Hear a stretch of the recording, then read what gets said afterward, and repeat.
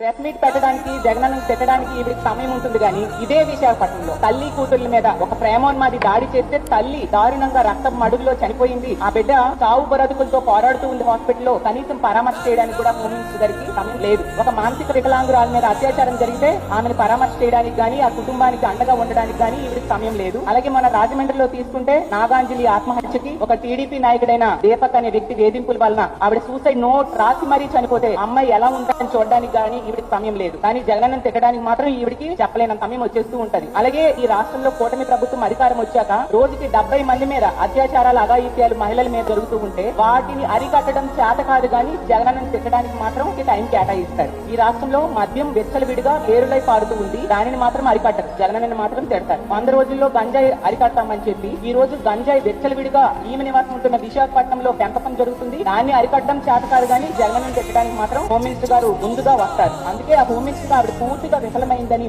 మరీ చెప్తూ ఉన్నాం. ఆవిడ ఒక 5 ఎమ్మెల్యే మాత్రమే.